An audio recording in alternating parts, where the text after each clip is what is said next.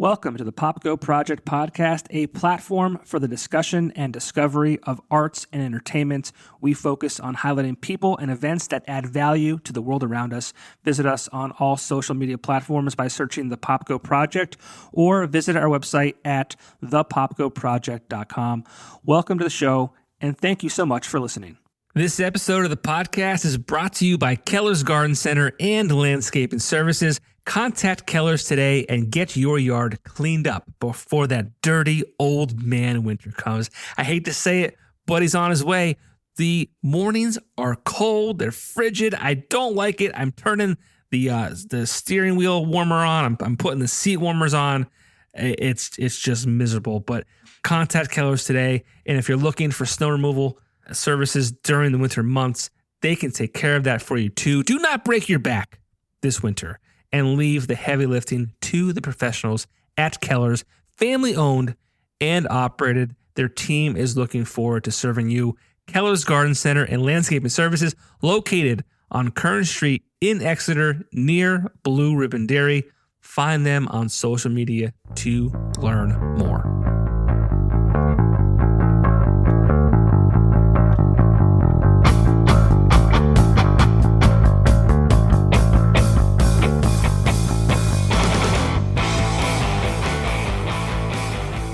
Adam Nulton, how are you? Good. How are you doing, John? Good, man. We got a musician, a business owner, a motivational speaker of sorts. Good. Yeah, I got myself involved in a couple. Yeah, exactly. Check all the boxes. When do you sleep? It's tough, man. It really is tough. No, I kind of just I'm very good with multitasking, so I'm constantly on the phone, and then when at business, like in between calls, I'm writing some motivational quotes, stuff to share with people. I gotta make sure everybody's doing well. Yeah, well, Adam is from northeastern Pennsylvania. Like I said, he's a musician. We'll talk about some of the music he's involved with. A business owner, Northeast Auto Glass. Mm-hmm. And then he runs a page called Strength Over Weakness, which I think is available on Instagram, Facebook, all that kind of stuff. But before we get into it, do you remember when we first met? Briefly, were you doing some sort of advertising or something? Is that what it was? I was in sales for the Weekender. Okay. Yep. Okay. And you had a clothing store on, was it Midtown Village in Wilkes-Barre? Yeah. It was. Yeah. Next to Katana. Yeah. Yeah. That's when I first met you. Oh, okay. I don't even remember. It's been so long. That's like 12 years ago.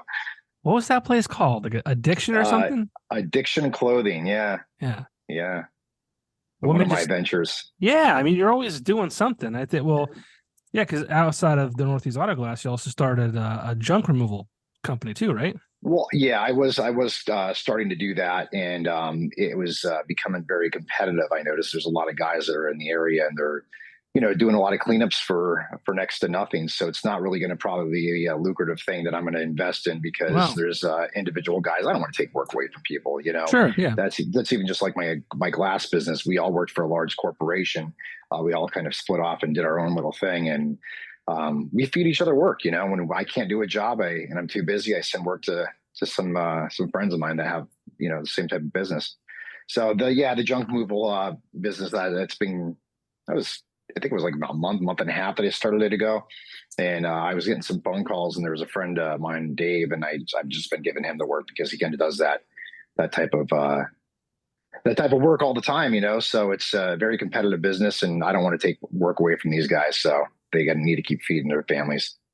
Yeah, but I feel like there's probably enough to go around, because I don't know if it's everywhere, but I mean, it's hard to find people to do anything these days. Well, it is. And, I had a very good response from the social media on Facebook when I posted it that I was looking for employees. And there had to have been at least 20, 25 people that reached out. And there are a lot of people that I knew. I'd be more than happy to help them out. But, being in a business like that, that's very competitive, and then giving people price quotes, it just wouldn't make any sense for me to send them out there And, for the amount of money that people want to spend, there's these one man operations that are going out and doing cleanups for $150. If I send one or two guys to remove mattresses and couches and then dispose of them, I wouldn't make any money. I'd Right. rather them pocket that, so Sure. it's only the right thing to do. Okay. Well, So. we'll scrap the scrap business. There you go. Where do you want to start? You want to start with the glass? You want to talk about the music? What Yeah. do you want to do? Let's talk about everything, man. Let's talk about the glass business. I mean, because we've been doing that for a long time, and that's something I'm pretty comfortable with starting out with. Yeah, I mean, I remember you being on River Street, right? And Plains there. Are you back there now? Yeah, we're back there again. We were there back in 2009 to 2011, and then we ended up moving out of there because of personal reasons, and we just kind of kept afloat. But we ended up starting on Scott Street in Wilkes-Barre, Okay. right behind Liberty Pizza there. And we were there for a few years, and then we kind of outgrew that location, and then we ended up building that place over there. Well, the landlord I was renting off of built the building for us, and then, like I said, we're there for a few years, and then we were just kind of working out of my house for a short period of time. But then we went back to Scott Street, and now with all this new technology, we start doing calibrations with all the cameras and the safety equipment that needs to be reprogrammed. So we needed another location, and my landlord, again, we've had a good reputation. He says, that place is for rent over on River Street. And I'm like, get out of here. It's like, yeah, because that was like my baby, man. I designed the whole thing. I custom built the countertop, and it was great to be back to where we were. So that's where we're at now. That's great. Why glass? What got you into the business? Well, geez, 23 years ago, I've been doing this for 23 years now. And, a girl I was dating, her best friend's boyfriend was a manager. We were having a couple beers around the fire one night. We were talking about the different industries that we were in. And he's like, you mean to tell me, because I was driving all the way down to Allentown. I didn't even know if I was going to have work half the time. He says, you drive like an hour and a half, and you don't even know if you're going to have work. And I'm like, yeah, because I'm motivated, man. I gotta make money. And he's like, how would you like to go work for a company that's the second largest glass company in the country? And I'm like, I'm down for it, So I'm willing to give anything a try. So I started working for Diamond Auto Glass. It was back in 2000, I think it was. It started. So it's kind of been a history since then. I picked up on the trade really quick, and there was a lot of business that was out there. And so I worked for them for a good 4.5 years. And then they gave me a lot of opportunities to move down to Florida to manage some locations. And I just didn't think it was a right fit for me. At that point, I would, felt that I needed to stay around here. I had family, and I didn't want to move away. So, and I'm glad I didn't, because now I have two great kids, Yeah. Well, I mean, So, did they not appreciate the fact that you kind of turned down the opportunity, or was that okay? it was fine. I mean, the thing was, I think they knew at that time, because they were going through a lot of changes in the company. And it was such a large company that there's so many different people that were involved. It really didn't even affect them.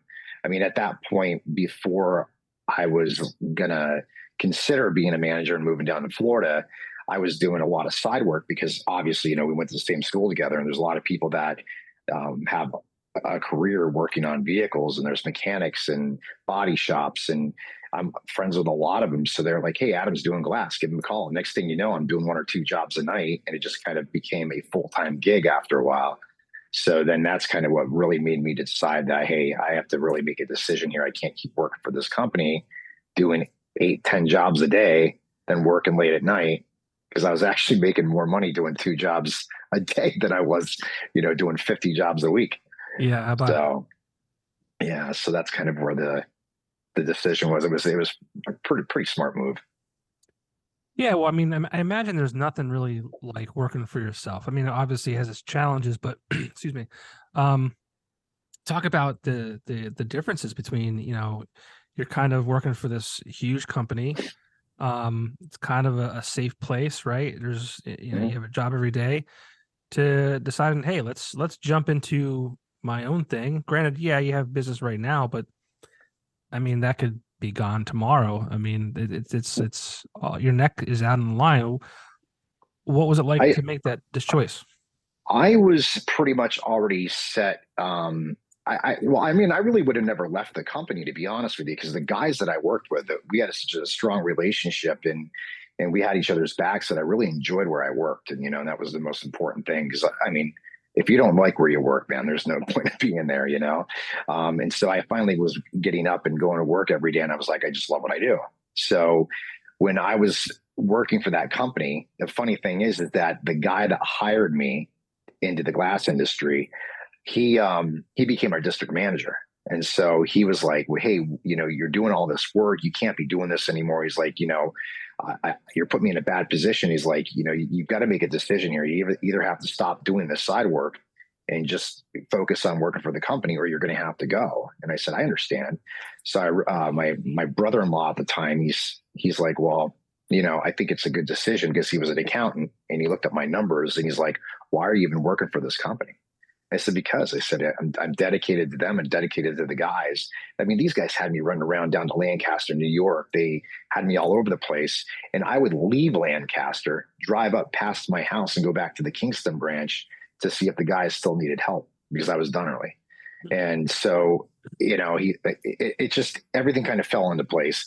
And it was good, because about a year or two after I started my business, they started getting investigated by the FBI, and yeah, the company, well, it no longer exists. So Oh there's a boy. lot of there's a lot of things that were going on behind the scenes that we weren't aware about. So God had my back that time. So Yeah, I mean,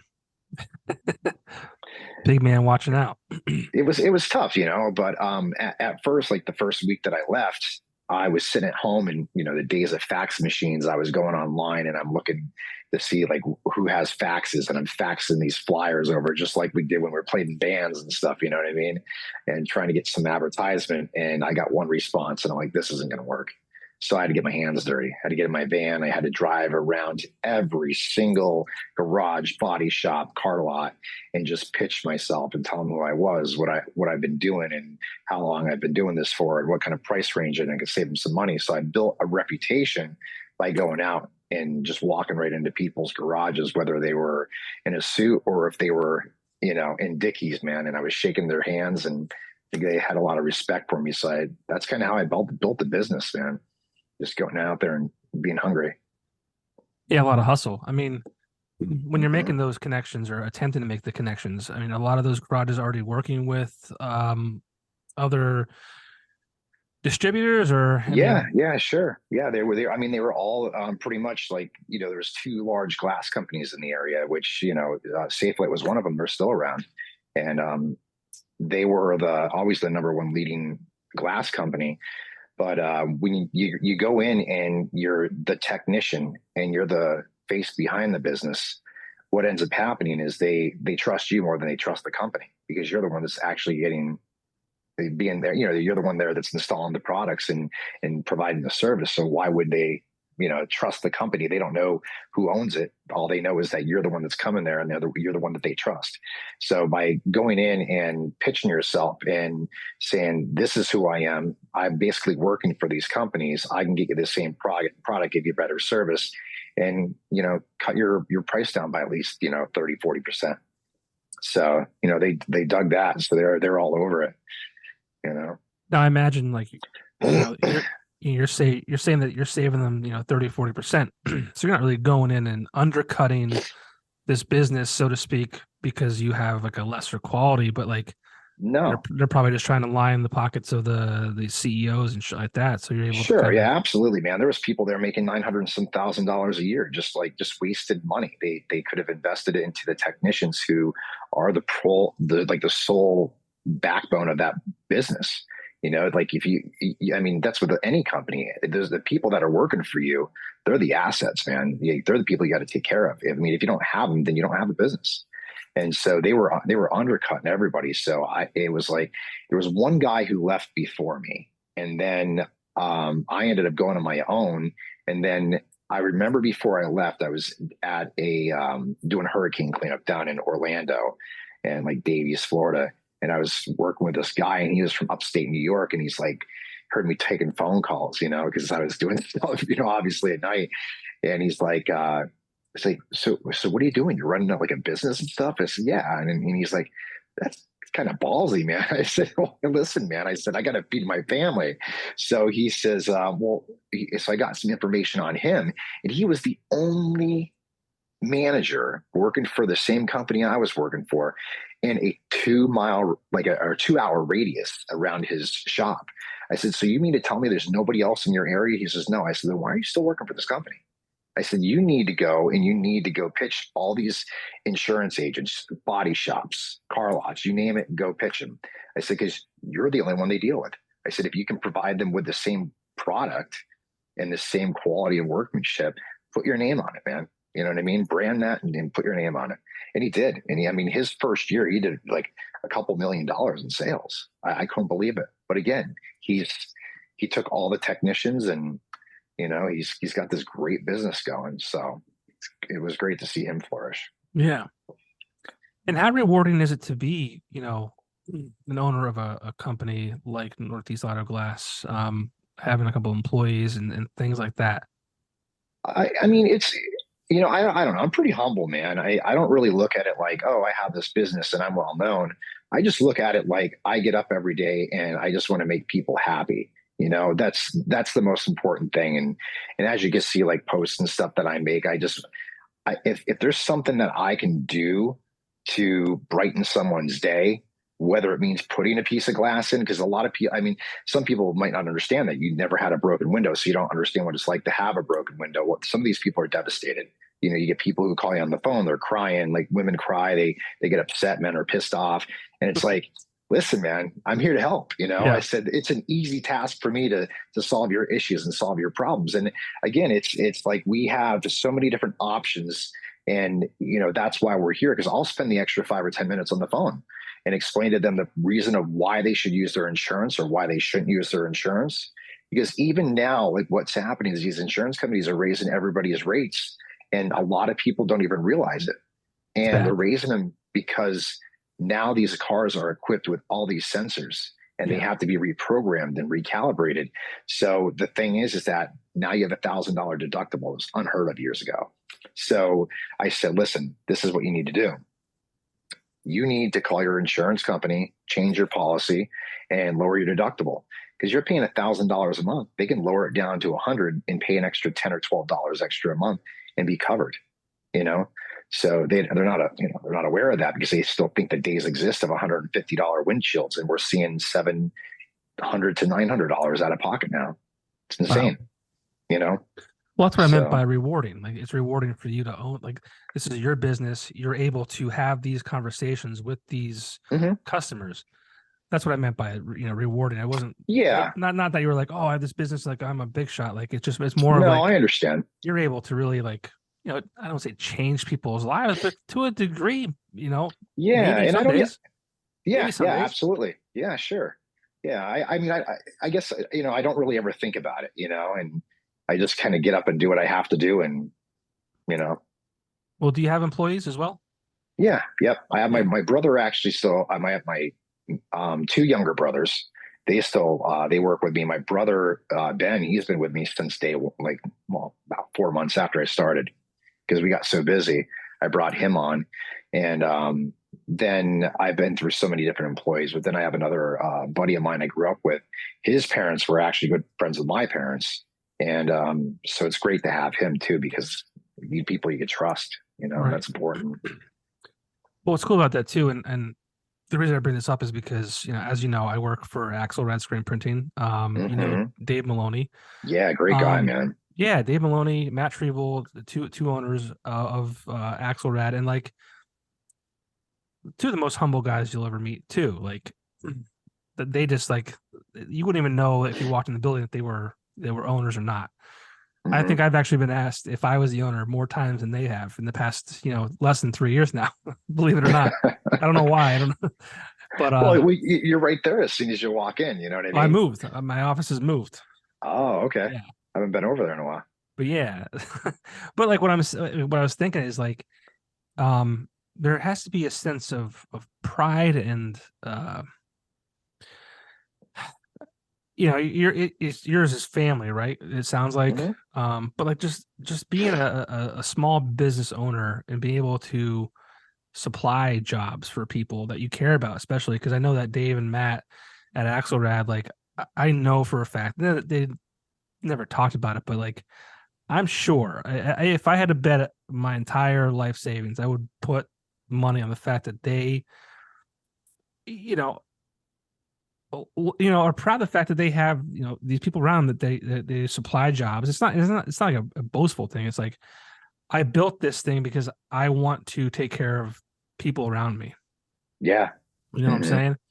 And I'm sure at sometimes in especially the early years that they've went to bed saying, "Oh shit! Like I have people that depend on me to run this Absolutely. business effectively and efficiently and all that kind of stuff." So it's like there's a lot of pride, there's a lot of stress and all Hmm. that kind of stuff. I don't think people understand about being an entrepreneur or a business owner, and it's easy to be like, oh, my boss is an asshole and he makes all the money and I'm just working the grunt work, Dude, and I it's like, hear that all the time, man. It's like, be glad you have a goddamn job, because the thing is that you don't bite the hand that feeds you. And right, it's like, and what people don't understand either is that because there's somebody that's running that business, you can run a business if you choose to, but that doesn't mean that you get to punch out at 5 o'clock. You don't right, work from 8 to 5. You're right. working from, you're not putting 40 hours and you're putting 80 hours in. And some people just don't like that. And like, my brother, especially, he's a hard worker, man. I'm blessed to have him, but he likes to have his 8 to 5 job, and that's what That's he loves fine. to do, and that's perfect, But some people don't get it, and they probably never will. But don't ever, like, they shouldn't degrade the people that are they're providing them with the opportunity to feed their families and have a career, because they could take that small amount, put some money to the side, and start their own thing if they wanted to. Yeah, Also, I'm not saying that it's all people choices. you yeah, know I'm not saying people at Axelrad have done that. I'm just saying in Oh general, no, like I know. Yeah. No, I it's get just you. I mean, to put things into perspective, and I don't want to get off on a tangent here, but I just recently went to I took my son to the Lackawanna coal mine tour Oh, nice. Yeah, I've just always wanted to do that. this past weekend. And I'll tell you what, have you ever been? No, no, I've never been there. I've heard great things about it though. Every adult person should have to go. They should be forced to go. Every single person, because like a lot of times you go on field trips. Like the last time I was there it was probably 30 years ago. 41 Hmm. years old now. It was probably 30 or more years ago.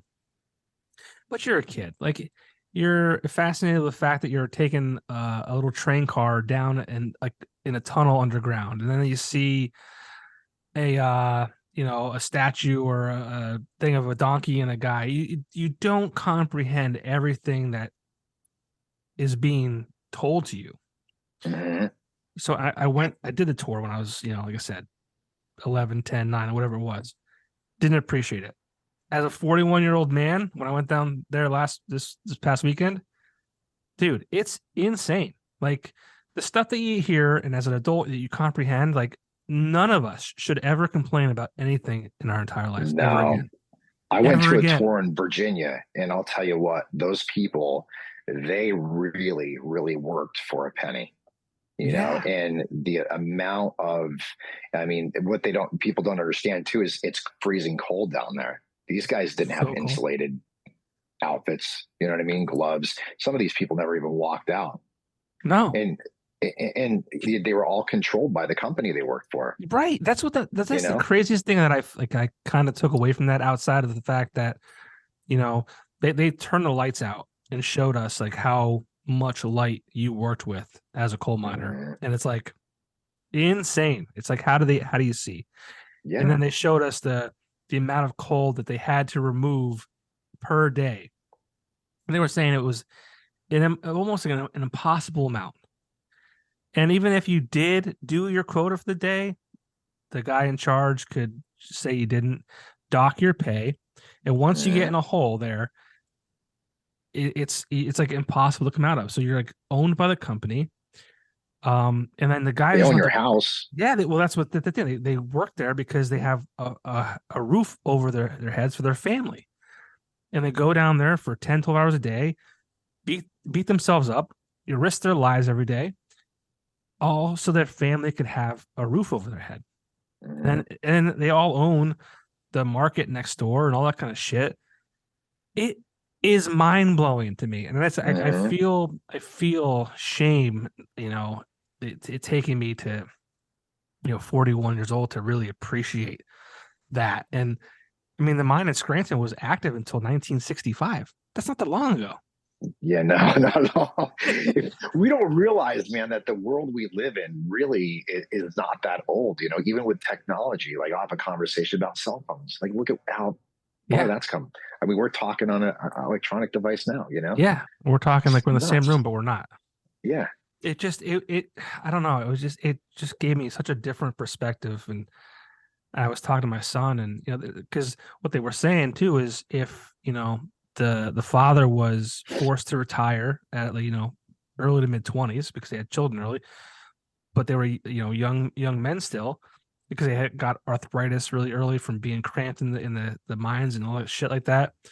If they could no longer work, it's either okay, you're getting kicked out of your house, or your 5-year-old son goes Hmm. into the mine Works for you. for your family.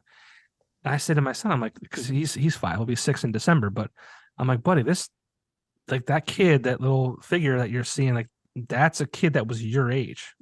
Hmm. And it was the coolest thing because again, it's so hard for a young child to understand. That's why I think an adult should be forced to kind of go through that. But he goes, I'm really glad that I didn't have to do this. And I'm like, me too, dude. Like, Yeah, you're glad you didn't have to go through it. but I'm just glad that he understood. Like, oh man, like I'm really Yeah. happy that this wasn't my life. Um, so yeah, it just yeah, I'm sorry to kind of get off topic there, but No, man, that's good. it's a we don't I think as a society, um, we can get into anything really, but it's tough. It's we take things for granted sometimes. Yeah, we do. Yeah, and you don't realize how lucky we have it. And that's why I always, that strength overcomes weakness. That's why I started that too, because I just see so many people, man, that are just like so upset. There's so much hate in this world, and it's like, for what? It's your life. It's your choice. You get behind that steering wheel, man. You could drive wherever you want to. It's your decision to make what you want of it. You know, you don't have to be angry. You don't have to be upset. You don't have to be confused. There's people out there to talk to, you Yeah, know?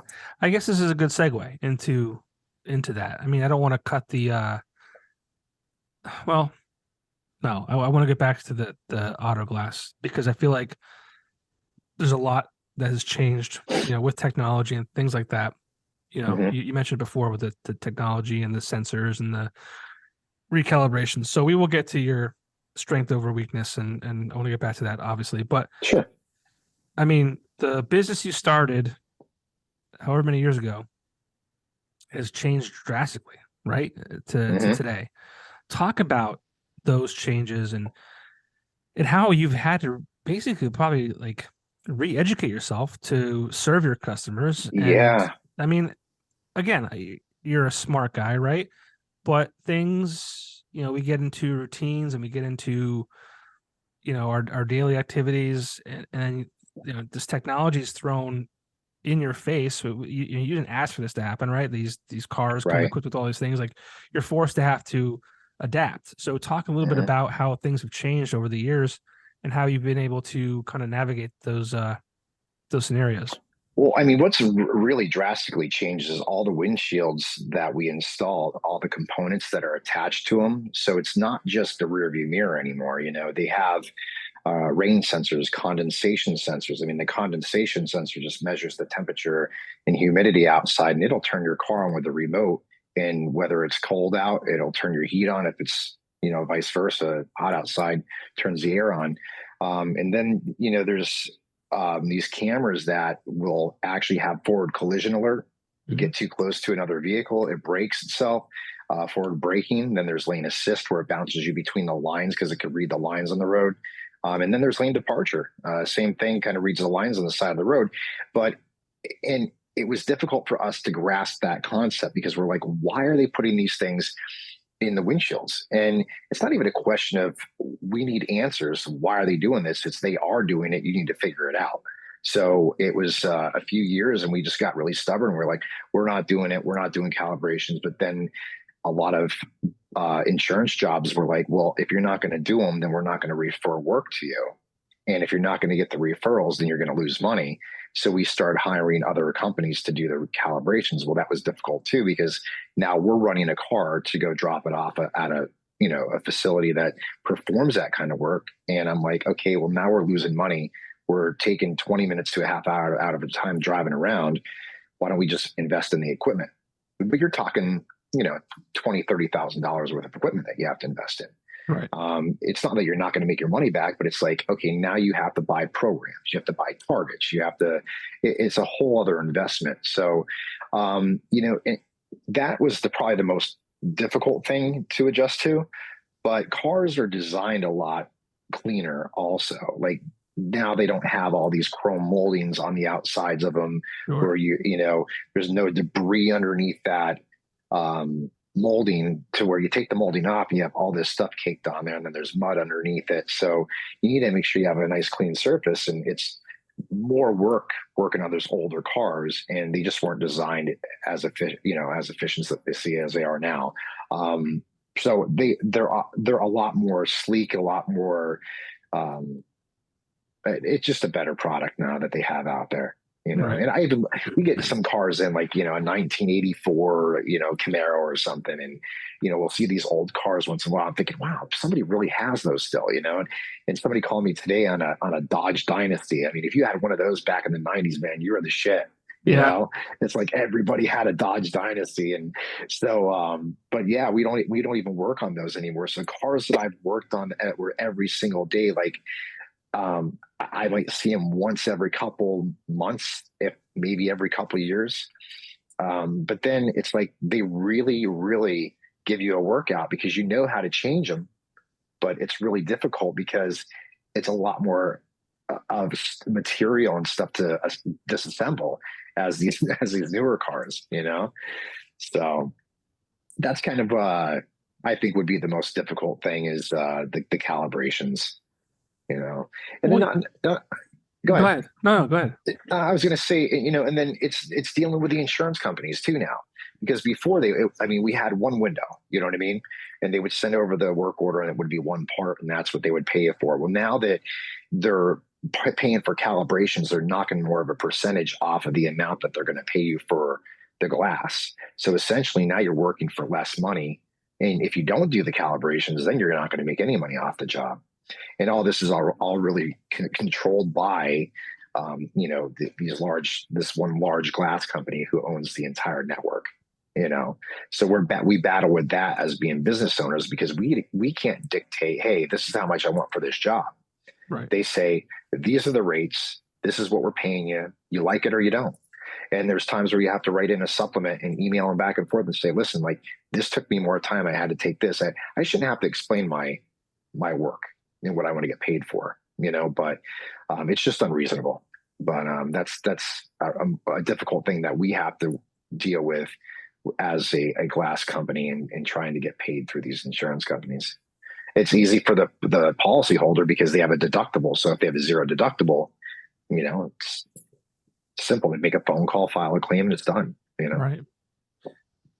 Yeah, I was thinking it's probably, one of those things where people don't think about everything involved. They just think this is a windshield, fix it. They don't think about the sensors and the calibrations and all that kind of shit. They don't even know they have it in their car. No, it just works. It just works. Right. There's something that happens. This is what I bought. This is what I paid for, and it just works. Now, do you get yourself like, when it's not through insurances and having to explain to customers? Because the reason I'm asking this question is because I've kind of found myself, getting frustrated with customers in my line of work, and I really have to kind of step back and realize that, like, hey, these people don't know the business. And it's my job to really explain it to them. And if I'm not doing that appropriately, they're not going to know. and it's going to cause me frustration. And so I need to effectively communicate how the processes will work. I assume the same kind of goes for your line of business when you're talking to a customer who's not necessarily using insurance. It's their out of pocket costs. You're like, hey, this is going to cost this much, this much, this much for this. Is that ever been a challenge for you? Yeah, it is on a daily basis, and that's why, like I said before, I spend the extra time to sit and talk to these people because they don't have any idea. They're upset because their window's broken. So now that they find out that they have to spend $700 to $900 on a new window, and some windows are more than that. I mean, you could be $1,500 into these Volvos. It's disheartening because they don't want to spend that kind of money, or they don't have that kind of money. Right. So I think it's misleading too, because when you first buy a car and you're at the dealership, they say, oh, it has all this fancy shit, but they don't tell you what it's going to end up costing you to fix it at a later date. So I sit on the phone and I'll tell people, like, I'll get their VIN number. We always make sure we decode VINs because like Jeep Grand Cherokees have like 52 different windshields. It's absolutely ridiculous. That's insane. It's nuts, man. So we don't know what's in their car. So we take the VIN, and sometimes we're even wrong because we only have access to the programs that have the information in there. So, I mean, now there's somebody that's actually taken every VIN number and typing it into a program to tell you what features your car has. So when we get that information, I use a couple different websites. And if I'm confused, I'll call the dealership just as a third reference. And then I'll say to them, this is what your car is equipped with. Would you like to use your insurance? That's kind of one of the first questions anymore. So the way I even answer the phone and try to talk to the customers have changed as well, because the last thing they want to hear is insurance, because they think, oh, my rates are going to go up. Right. No, your rates aren't going to go up. I mean, your rates are going to go up annually anyway, whether you file a claim. It's just what your insurance does. So use it, Yeah. That's why I pay for it. Exactly. And the rates don't go up because you filed a glass claim. Your rates go up just because your rates go up. And it's just your job to call around and find new insurance or find better rates. But yeah, it's challenging, man, because people, they don't know the industry. They don't know. And that's what they're calling us for. And you have 30 seconds to really make them feel comfortable and trust that you're going to give them the best possible work, at the top of the market. It's tough, man. So, I don't want to try to relate screen printing to, glass installation, but it just, but it goes hand in hand. It's a service.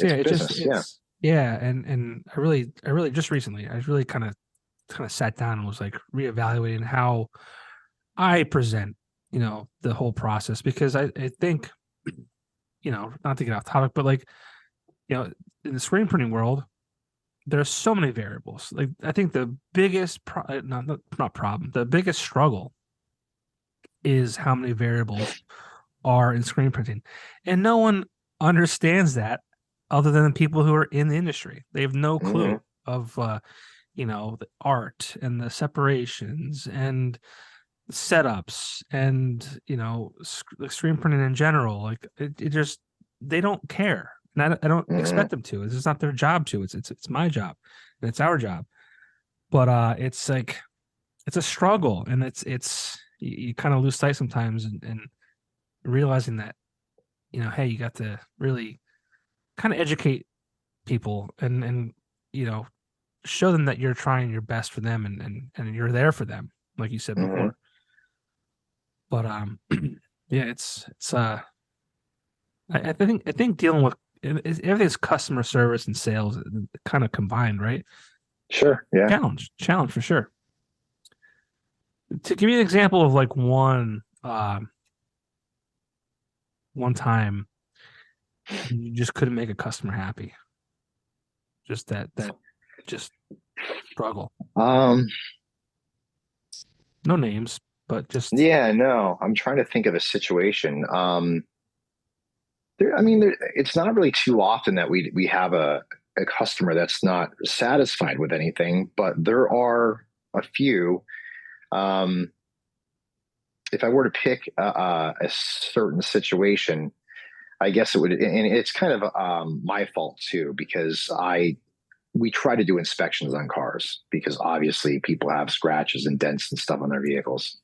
And, we had a girl that came in. I'm sorry, she didn't come in. She was gone on vacation. but her boyfriend had her car that week, and he didn't want to bring it in to have the window replaced. So he had his grandfather bring it in. Okay.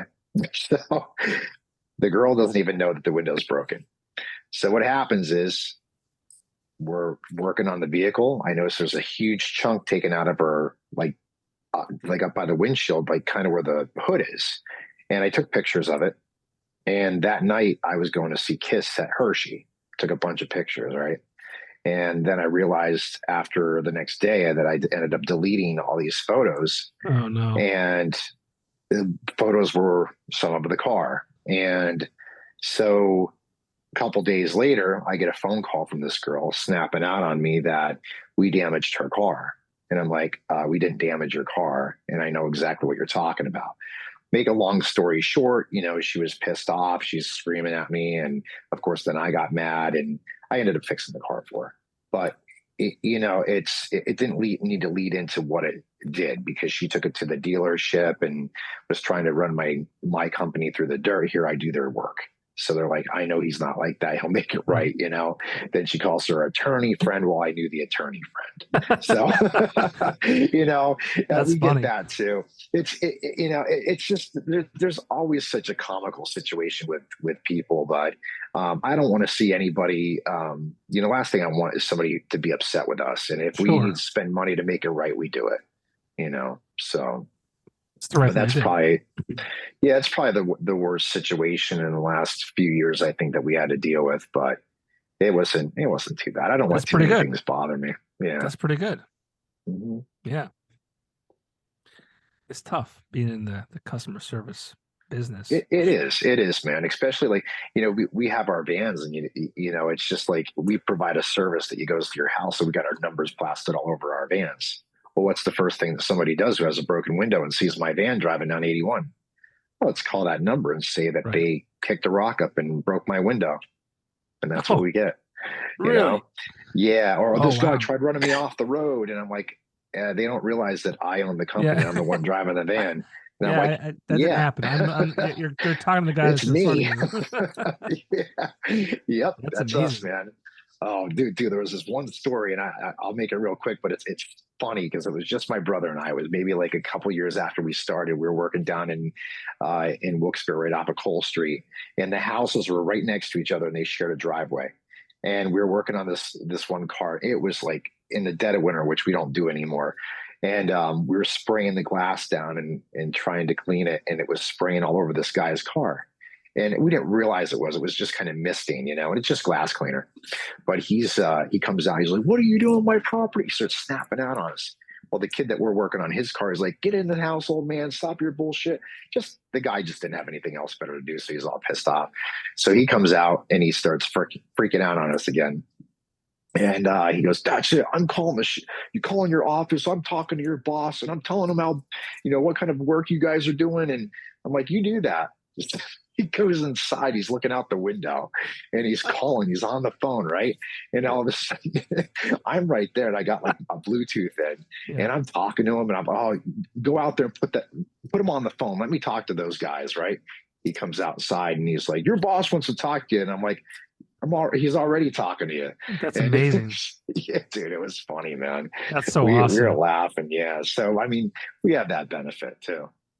Yeah, I mean that's such a great situation to be in. You're the guy. You're the guy doing the job. So that they're calling the number, you're answering. That's cool to have a small unit like you have. Mm-hmm. Yeah, we have fun. Yeah, what does the future of Northeast Auto Glass look like? I mean, it's probably hard to tell, right? Like, obviously you're in business, you want to stay in business, but you don't know what technology advances will come your way. It's kind of, whatever it is. Yeah, I don't know, man. I mean, I don't foresee, I'm going to be in the business until I die, put it that way. I mean, I'm not going to go anywhere. But I think a lot of stuff is changing because we're seeing new vehicles with these that are self-driving cars, like the Teslas. And I think in the next 10 years, there's going to be more of that on the road. And you're not going to have to really be able to drive a car. The car will drive itself. There's a lot of like we have Teslas, and I'm talking about the calibrations. Well, they self-calibrate themselves. You just go in there, you hit a button, and it does it all for you. So like all this equipment we invested in, where's that going to be in the next 5, 10 years? Yeah. So everything's changing, and it is challenging. But as long as there's cars on the road and there's glass in them, we'll be in business. But there's a lot of work too, because we don't. We have, like I said, I was the first one to leave Diamond Auto Glass, and then there was other people that kind of follow suit. And I even encouraged a lot of people. Like I try to help people start their own businesses, like detailing businesses, roofing businesses, and I just want to see people succeed. And it's tough because in our industry, there's cutting glass, there's heavy equipment that requires special glass for it. There's some guys that just do commercial and residential. So they will get phone calls. They'll send work over to me to do the glass and vice versa. So we're kind of feeding each other work all the time. So there's always a specialty in our business, which is helpful too, because there's just so much work out there that's, to be had. My son just asked me the other night. I don't know why. It was kind of out of nowhere. It's what I guess kids do. But he asked me how many cars there were in the world. That's an interesting question. I figured, yeah. he asked me how many. He went from cars to houses to people. Yeah. I don't know where he was trying to go with it, but I don't know if he's trying to connect the dots. Because even I think I said there was more people obviously in the world than there were like cars or houses, and he's like, "Well, how's that possible?" Because he's a kid, right? Mm-hmm. Well, it's just that's how it works. How many cars do you think there are in the world? Jeez. Let me guess. You Googled it. Do you have an answer? Because Well, I I had have to. no, Yeah. I have no idea, man. He asked me, and I'm like, dude, I don't know. Yeah, no, I would have no idea. I mean, different brand cars or just cars in general? Because Estimated number of cars in the world. I wouldn't even be able to throw a number out there, bud. I have no idea.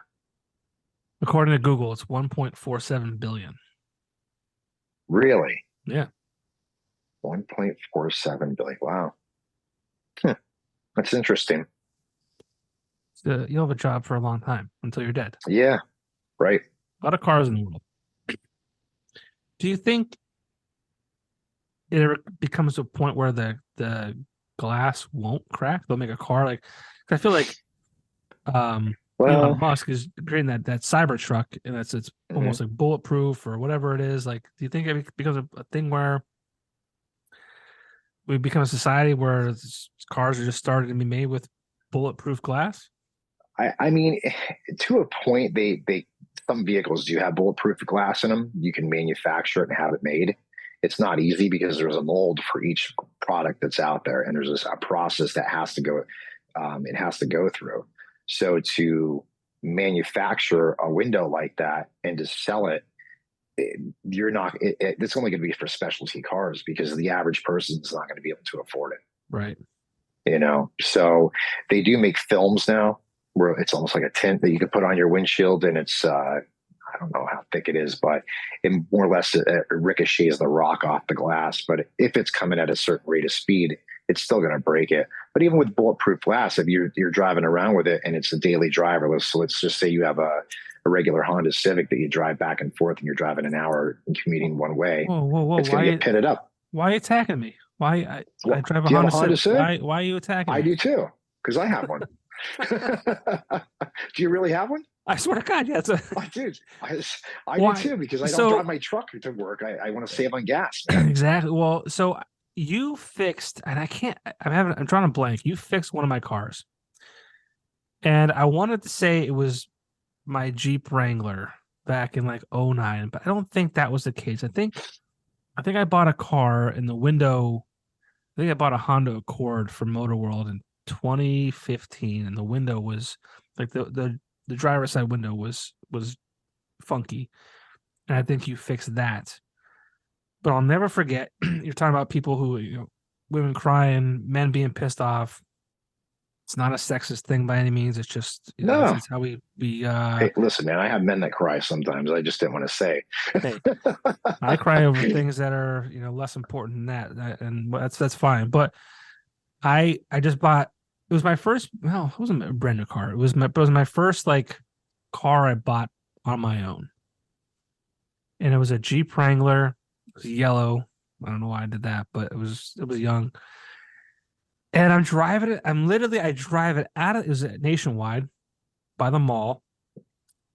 I drive it out of the lot. I get onto the Cross Valley. I'm happy. I'm a pig in shit. I'm like, this is. I always wanted a Jeep Wrangler. I'm driving. I have to get to the next exit to get to my apartment at the time. Sure as shit, rock kicks up, hits the windshield, Yeah. puts a nick in it. I think at that point I just got it like filled. But talk about heartbreak. This is like my first car I bought on my own, and I'm trying the day I bought it. I'm taking it home, and Nick. Yep. Yeah, it doesn't take much either. And a lot, we get stories all the time from people. Oh, I was driving on the road. There was no cars around me and stuff. And then they're like mad because they're like, oh, I was driving and then somebody in front of me and they kicked up a rock. And I'm like, listen, go out to your car and go look at your tires. There's going to be rocks in your tires. So the last thing you want is somebody calling you and saying, hey, your car kicked up a rock. Everybody's got rocks in their tires, man. Yeah, it's not on purpose. It's not on purpose. It happens. But they're like, then they'll say the windows are junk. Well, they're not junk. It's that somebody's driving at 70 miles an hour and kicks a rock. Well, guess what happens? You're driving 70 miles an hour, so you're getting hit at 140. Right. That's going to break a window. Right. It's inevitable. So, there's just, again, it's for us to educate them. So I give them the insight and say it happens. But yeah, it's a devastating thing, man. Because then it costs you money. Yeah, it sucks. It's a inconvenience for sure. Mm-hmm. But you're in the glass business, Northeast Auto Glass. We're moving into the future. Whatever comes your way, you're gonna adapt. You're gonna kill it. You'll be in that ownership seat until the day you die. Yes, sir. You'll be be 80 years old, answering that phone. Yeah, go tell the guy you're mad at him. Hello, I'm the guy you're mad at. Cane. I'm my walker. Well, congratulations on a successful business. Good for you for taking the risk. I know you kind of had things in line by chance almost, it seems, but like good for you for, you start your own business. You're an entrepreneur. You have people that work for you. You're providing jobs, and you're a consultant for your customers, which is always a great thing to be, because again, people don't know the ins and outs of the business, and you're there to kind of walk them through that. And I'm sure that helps, your business. It helps, referrals. It just helps everything, because, communication is an amazing thing.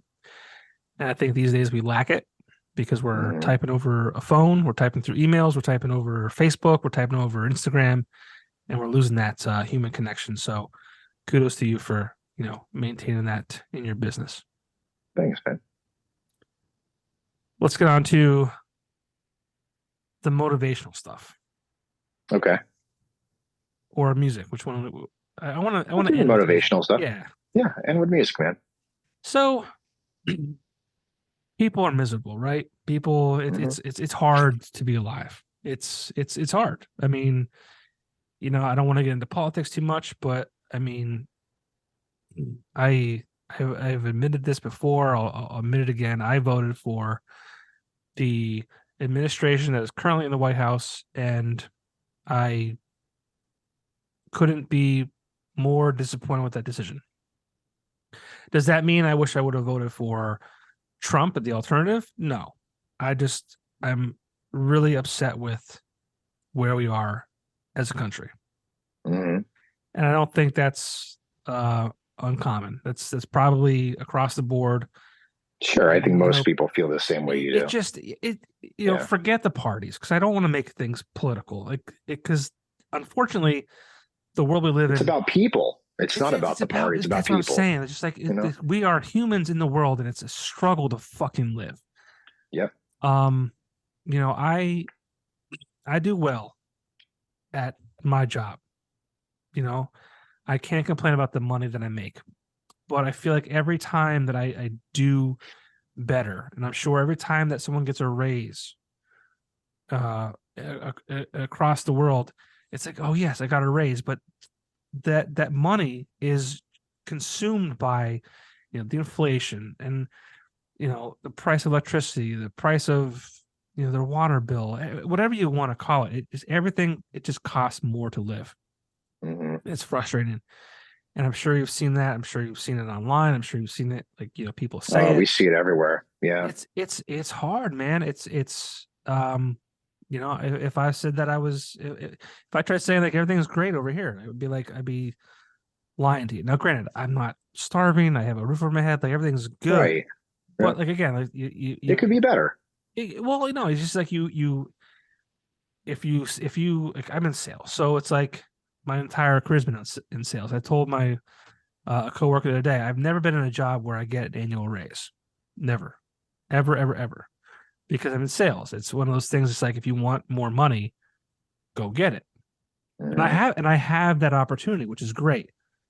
Um, not everyone has that, but even the more that I sell, it's been consumed by higher bills, higher groceries, higher gas, higher electric costs, all that kind of shit. And it gets to the point where it's just it's defeating.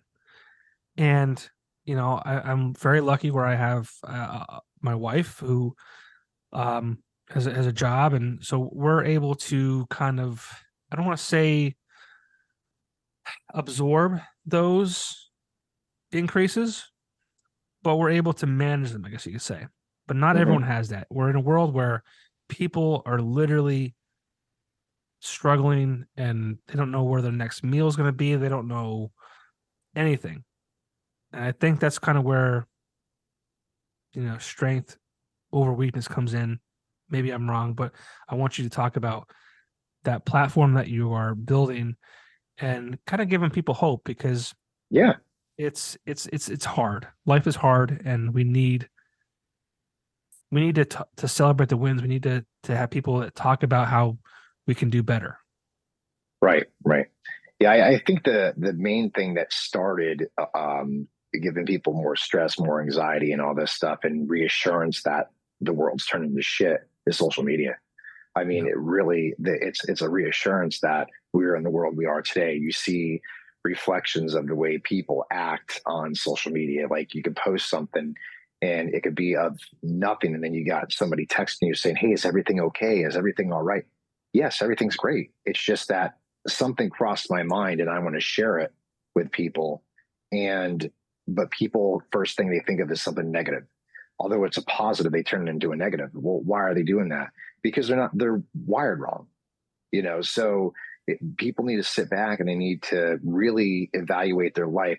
When we were kids, we didn't have money.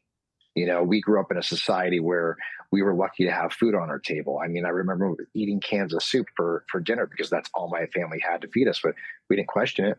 We didn't, We didn't know. sit here and say, we don't have heat. We have to use kerosene heaters, like, or we just didn't have heat on that night.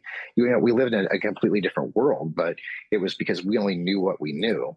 And now that we know more about what John's doing tonight, or about what Sally's having for dinner, or about what this person's wearing, who's buying what, I think it really, people absorb all that, and it starts to mix their emotions up, and they become bitter and they think their life sucks. They compare things. Well, there's no reason to compare what you have and that person has, because anybody living up in the ice lakes, they think, oh, their life's so wonderful. I'm sorry, but no, they're in debt. Not everybody. I'm just saying, there is a lot of people, they put themselves in a position where they're in debt. They're not living a comfortable life, and everything's about materialistic stuff. And there's no reason to think that your life's any better than this person, or your life's any worse than that person. And that's why I always see so many people, they're fighting and arguing on social media. And I'm going to be honest, man, I do it too. I'll sit there and say something to somebody, and the next thing you know, it turns into an argument and a fight. And I just let it back. I back off because I didn't come on here to argue, you Right. know.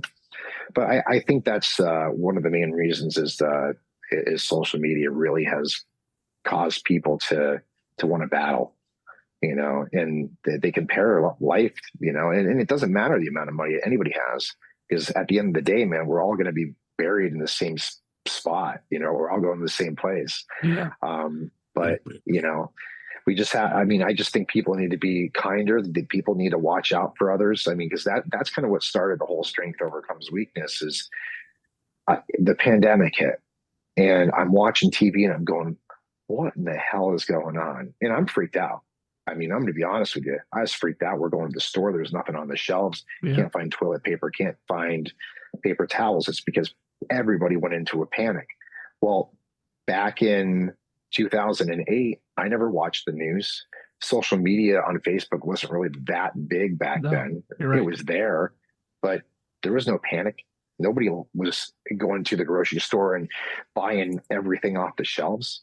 It's because of the way that we allow the media to control our society is why we are the way we are.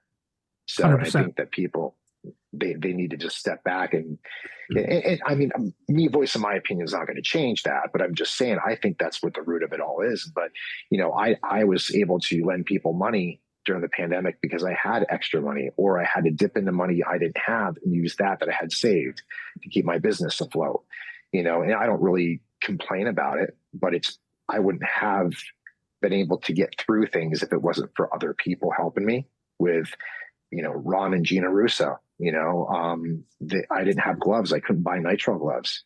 So Gina's like, hey, there's a case on the porch. Come pick it up. Didn't ask for a penny. People needed, certain items. I was able to have it. I provided it to them. So at that time, I saw there was a lot of people that were sticking together, people that had a strong foundation, and they were there for other people. And then some people are losing their jobs, they're taking their lives, and a lot of family members are sick, and they couldn't really pull out of the situation they were in because they were too far to a point of where they were so weak that they couldn't find the strength to pull themselves back up. And they might not even have anybody that they can reach out to. And that's another thing. There's a lot of people with mental health issues, people who are alcoholics. And, there's somebody that's, I know that's kind of in the family. He went off the deep end, and he was missing, and he was drinking himself. And I think he was trying to kill himself, and there's no reason for it. There really isn't. People just need to be there for one another and, help each other out. And I just think that some people that don't have a big, strong family don't have anybody to talk to. Right. I mean, it's like, I love calling my mom up a couple times out of the week, and I talk to her. We have I have a 45-minute drive to work. We talk the whole way. Call my aunt, call my kids. It's like you have people to talk to, and unfortunately, not everybody does. So that's why I started the platform, because I'm like, there's other people that have gone through divorces. I went through a terrible divorce. And I look back on it now, and I'm like, how the hell did I pull out of that? But you wonder, because it's like you see some of your other friends and they're losing everything. Yeah. Because you have to. I look at it like this: life is an obstacle. We don't ask for things; it just happens. So you need to make sure that you're, it's like a battlefield, man. Whatever comes at you, you need to take full force, and you need to fight and try to defeat whatever comes at you, and don't let it take you down, because we're all given that opportunity to make that choice on whether you're going to let that situation defeat you or not. And so I said, well, there needs to be a room, a group or something to where people can come in, they can express their feelings. And if there's somebody that can help them out by voicing their opinion, give them some sort of insight on what they did maybe to help them out and overcome certain situations, then that's awesome. And if it affects one person and it makes their life better, then that's one person that's happier than they were yesterday. And there's a lot of people that just, even at my work, they'll be sitting there and they'll be talking to me, and I'll start talking to them about strength overcomes weakness, and they'll open up to me. I've had 3 people actually cry to me and explain their life to me because they didn't really have anybody to talk to about it. And I was able to be there and open up and saying, hey, like, listen, I started this. This is what I'm doing. And because I went through this, or I saw somebody go through this, and then so they start feeling like, oh, I can open up to this guy. And the next thing you know, they're in my office, they're crying, leave with a hug, So it's, we're all here for the same reasons. And I just think that it's inviting that there's people out there that can just balance other people out. Well, and I've said this a lot of times. I feel like we're more divided now than we've ever been before, even though we're more connected than we've ever been before. And that connection comes from the internet, social media, shit like that. Mm-hmm. But we are we live in this society where, it's red or blue, or it's black or white, and it's this or that.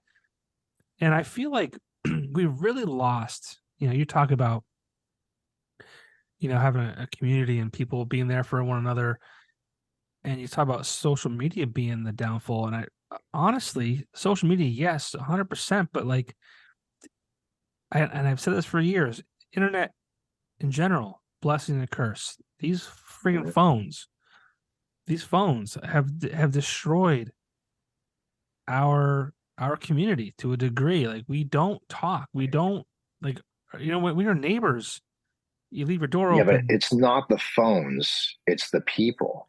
So if you look at the phones, right, you have a choice. It's a choice to make. You could do smart shit, you could do dumb shit. And most people do dumb shit. They sit Sure. on it, they text, and they want to do this and share stupid perverted things, or they want to go on there and say nasty stuff to people. When I'm on there, I'm looking up motivational stuff. I'm trying Yeah. to find out what I'm going to do today to find a quote or read an article, that something that kind of just I can resonate with, that I can put out there, that somebody might be able to say, wow, that's a good point. I really like that. I'm going to take that throughout my day with me and change my day. Yeah. You And know, it, but do you think you've had a better foundation in your life? Because think about you and me. We're probably around the same age, or might be a little bit older, but we yeah. lived our lives half with internet, half without. We Mm-hmm. had a strong family foundation, a strong community foundation. It's probably why we're pretty successful in our business lives, where we understand the value of communication to customers and people in general. There's a generation who they don't have that. They don't know what that is, That's because I their and life lives I on social media. It lives on these right. phones and these screens. Well, I think there is a problem with that too, because even I see a lot of younger people now, and all they do is put all their problems out on social media, It's terrible. and that's the last thing you want to do. And I mean, I grew up in obviously, I'm from Knoxon, and we were dirt poor, man. Like, we didn't have much of anything. And my parents, they divorced when I was younger. And, well, I shouldn't say younger. I mean, I was a teenager. But I had a rough time dealing with that. Sure. And I just, my mom had me at 13, which is not really heard of. And Wow. back then. Wow. So my mom, I give a lot of credit to, because, dude, I could have been given up for adoption, Yeah. and I wouldn't even know where my parents are. But because of the person my mom is, she decided that she was going to take her life and change her wants and needs and give those to me. And so that's where I think that, I owe a lot of who I am to her. So that's kind of why I've always been the way I've been, Yeah. is because, we've always had a good relationship, and we've always been close, because, dude, I don't even know where I would be if she wasn't my mom. You know That's what I mean? amazing. That's Like, I don't, amazing. Shout out I to your really don't, mom. That's you know? unheard of, even in today's world. I mean, it's still a wow. That's incredible. Shout out to your mom. That's awesome that she was able Yeah. to. So, yeah. And again, man, then as she got older, and I graduated and stuff, she went back to school and she remarried and has a wonderful husband that, just allowed her to go back, and she's a PA. She's, a physician's assistant. So, she's made a lot of great choices, and she's been through a lot of stuff. So I think that is where I get my backbone from. Um, But because I've seen what she's done. yeah. But let's go back though, real quick. I Mm-hmm. mean, that was a world where there was no social media. Imagine her life if Mm-hmm. there was social media. Imagine, being a teenager and having to deal with other teenage kids making fun of her, all Yeah. this shit. Like, it's a different world. Like, so what I'm Yeah. getting at is like, at least back then, is the situation is as challenging as it was.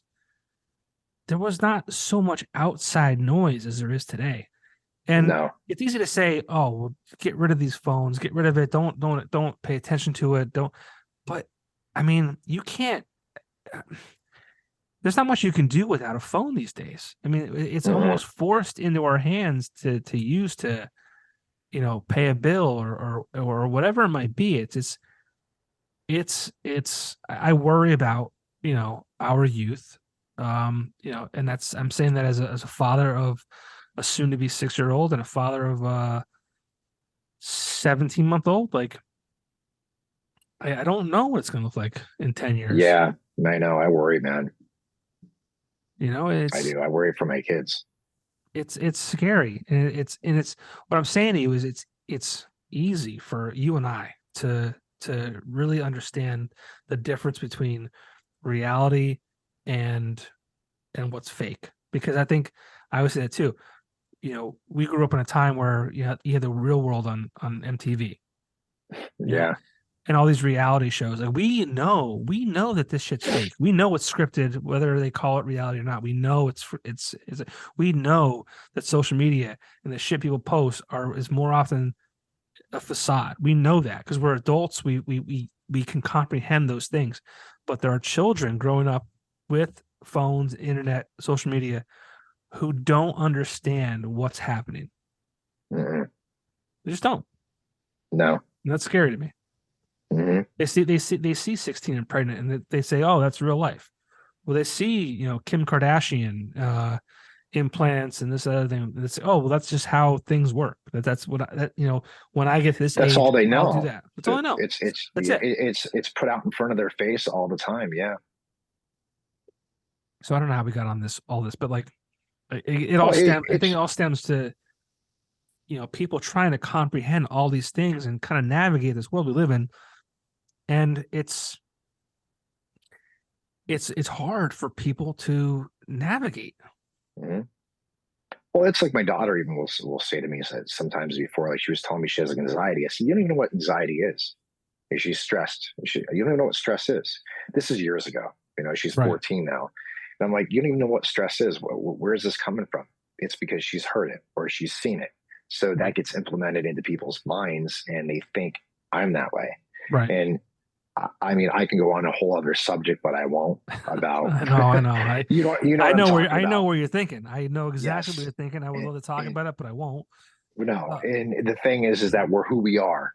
And the thing is that because of influences that are out there that tell you you should be this or you should be that, no, you be who you want to be, yeah. and the thing is that we are a product of the environment we're in, but people have to stop allowing to be conditioned by things and manipulated, and they just are. Brainwashed. Mhm. It's I don't know, man. It's hard. I'm worried about a lot of things. As you are, I'm sure too. As a father, whether your children are 14 or 20 or whatever they are, it sucks. It's scary. Yeah. It's worrisome. You can't even really, when you're talking about your business, you can take classes and educate yourself on um a windshield and the sensors and the calibrations. You can't really do that with a child. Mm-mm. You can't educate yourself as to how they're going to feel and react, and it's scary. Yeah. In my opinion, that's just how I feel. But Yeah, and it's different too with my daughter's 14, my son's 16, and they're completely night and day. because my son doesn't really bother with too many people. And I'm really blessed to have the kids that I have, because like their mom just sent me over their grades and they're all like 3.9 average. And like, they're just extremely intelligent kids. And they didn't get it from me. So, but again, From somewhere. from somewhere, but, yeah, man, it's just tough because, my son is very like into sports. He's into exercising. He watches what he eats. He counts all of his calories. He's very, and he's 16. I mean, I didn't have the dedication then. I don't even have the dedication now. We didn't know. We didn't know. You know, We right? didn't know. Well, None of that existed with us back then. I know, and she's just completely opposite, where she gets involved in all this drama with all these girls, because obviously, the whole TikTok thing, and they're dancing and they're doing this, and she's got like 15 pages. Like, as I said, have one page, be you, show who you are. You know what I mean? That you're diverse and that you have all this stuff, because that's going to be more effective if you want to be noticed by people. Yeah. But yeah, and again, they're good kids, man. They don't like, they just, most kids are out smoking and drinking, and he's going to the gym. So it's That's just, awesome. Yeah. And again, it's just that I don't have to worry about. Yeah. But where their life's going to be, and he's invested in stuff too. My son is like, he worked with me over the summer. I was giving him cash, so he got a taste of what it's like to make money, and he put it away and he invested it. Untaxable income, good for him. Awesome, right? So, yeah, let's not talk about that. Don't worry, my 5 listeners won't send you to jail. Don't worry about it. But That's yeah, awesome. so It's interesting, man. Yeah, so but he, I have good kids. Good kids. That's right. That's great. I mean, that's all you can ask for, really. Mm-hmm. Just make, hopefully the kids are better than we were. Yeah, I know, right? Well, they don't have a chance to get into big trouble. Not today. No. I guess maybe they do. Easily get caught. Yeah. Can we pause for 1 second? Yeah, certainly. I gotta pee. So if you gotta pee, we'll pee and then we'll come back. Sounds good, man. All right, give me 1 second. All right, we're back. Sorry about that. Been drinking lots of water lately. Trying to be healthy, Yeah, absolutely. But yeah, I mean, as far as kids go, it sounds like you have a couple great kids, and I don't know what the future holds. I always said that for the past, before my kid got into kindergarten, I was like, we have it made right now. There's no outside influences. This is easy life right now. Yeah. Starting kindergarten this year, not that it's been bad by any means, but there's, kids are getting to be kids, and their opinions, and different opinions, and it's a wild thing. I can't imagine what it's going to be like when it's. I think school, years from now, are going to be different than what it is now, if it still exists. I was just going to say that I don't even know if there's going to be schools in the next 10 years. I mean, as far as like, state funding goes, or I mean, pandemic, everybody was homeschooled pretty much. I think that's going to be a thing, especially with all this gun violence in schools, man. Like, it's a whole other topic I don't want to talk about, but I mean, I just don't foresee there being a reason to go to school. I mean, it's just kind of more so a social time for the kids, because, like, truthfully, I mean, I just made a post the other day about school. It wasn't for me. I learned nothing from it. It didn't benefit me whatsoever. Right. The stuff that my kids are learning, they're not going to even remember any of this stuff. They're not going to know what it's, what they're doing in algebra or, trigonometry and stuff like that. It's never going to be even used as they get older. Right. Like, the real study becomes when you become an adult. When it's like you graduated, that's when your studies start, because you have to figure out, who am I going to become? Where am I going to live? Am I going to go to college? If I'm going to go to college, what am I going to major in? Put myself in tons of debt, and then not be able to afford, I know people who have, 70, 80,000 or more in debt because they went to school and they can't pay it back. And then now they can't fix shit around their house because now they got a mortgage and they can't do their landscaping or they can't pave their driveway. And it's just absolutely nuts, man. So sometimes I feel like the system might be designed to fail you, Well, for sure. I mean, depending on what you go for. college loans for sure are there to fuck you. Mm-hmm. I mean, I thought the pandemic for sure was going to pull the carpet out from under the whole institution of college. Excuse me. Just because, like, I mean, no one's going to school, no one's going to class, and I think the tuition you pay for. I mean, for me, I went to King's. I didn't live on campus. I would literally pay the tuition. Everyone else would, but I would go to school, I would go to class, and I would go home.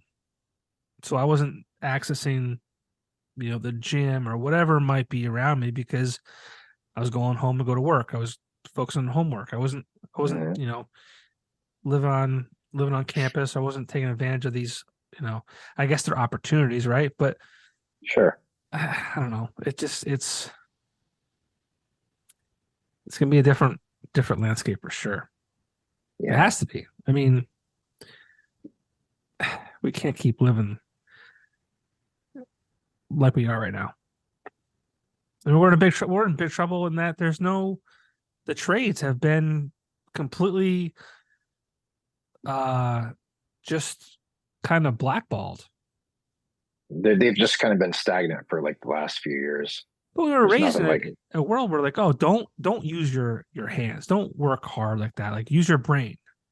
mm-hmm. And now it's like, well, where are the plumbers? Where are the roofers? Where are the electricians? Like, those guys now went for a 2-year degree and they can walk in the door and just name their price because there's so few of them.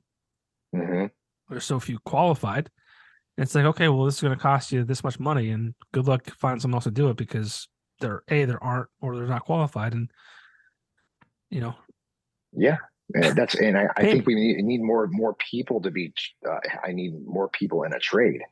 Mm-hmm. That's what they need to be available. I mean, I know when I need a plumber, it's very hard to find. I mean, we had to, our appliance go on us the other day, and what didn't even go. It was just that the water is bad and the pipes were like the hoses or something had a lot of iron in them, so they weren't working. It was something very simple to fix, but I don't know that. I mean, I could rip apart how many different things before I find out that, oh, the hoses are clogged, and I Yeah, wouldn't even know. But that's what these guys are for. yeah, And like my family was like, well, they charged you that much. I'm thinking, well, yeah, because if I'm going to go do a job somewhere and use my gas, my time, my materials, it's going to be a lot of money because I mean, I'm the only one that's doing it. You yeah. got to pay for a service, and shit's not free and stuff's not cheap. So I'd rather, in being a small business owner, you rather give the money to a small business. Yeah. You know, A little respect there. Yeah, definitely need more trades though. 100%. But they don't teach you that in school. I mean, they're They trying to get don't. rid of art. They're trying to get rid of what was the other thing? Shop classes. Like, Right. dude, come on, man. I mean, people like furniture. People like, construction, and they're trying to take all that stuff away, and they're worried about football or baseball or whatever, and that's fine too. But it's like you need to make sure that people are hands on and can, because that's a talent. I mean, not everybody can build shit. It's a You skill. know? Yeah. It's. I mean, I hope that we kind of turn it around because, or people just realize that, hey, like I can make a ton of money doing this and not go to school and put myself in. Yeah, but can you imagine us in 10 years now without a plumber or a roofers or any construction workers? I mean, what's going to That's happen? scary to think about, and we're I know. on the way. Yeah. Like I had a small roof job that I needed to get done. And I had my guy. I had a guy, I knew him. Um I helped his kids out a lot along, my career, and I worked for a reputable company. Like, I should have no issues. And Hmm. this whole thing dragged out for a year. And all I said was last year it was, hey, I like listen, like just help me out this year. Like he's like, oh yeah, we sealed this area, and then it'll take you through to spring next year, and we'll give it a permanent fix. Granted, the seal didn't work, so the spring I called. I said, hey, the seal didn't work. I appreciate you helping me out, but that didn't work. I want to kind of schedule the full fix like we talked about last year. Yeah, I got you. No big deal. And I said, I'm not in a hurry. Just as long as it's done before the winter, because I can't. Don't ever say you're not in a hurry. Well, yeah, I learned that too. But I knew the guy. Like, I'm not trying to break his balls. Like, whatever. And it started in May of just this year, and then he finally came out, looked things over, blah blah blah. Didn't give me a quote. He's like, oh yeah, we'll be there before wintertime over, or before wintertime comes. And before I knew it was October, and I even gave the guy 2 outs. I was like, dude, if this is out of your, like, if this is too small of a job for you guys, I totally get it. Not a big deal. But let me know so I can find somebody else before winter comes. No. We'll take care of it. I got you. Blah blah blah. I did it twice, and then it was October. I'm like, dude, and he has his read receipts on, so I can see when he reads the messages. And the final message I sent him was just like, dude, I'm just so disappointed right now. I wanted this done before wintertime, and you just completely disappeared on me. I don't know what happened here, but I'm sad. And Reddit didn't even respond. I'm like, Jesus, you've got to be kidding me. But I found somebody else, Renegade Roofing, good. John Williams. If anyone's listening to this far in, please by all means hit them up for your roofing needs. But it wasn't that parental thing. I'm not even mad. Yeah, right. I'm disappointed.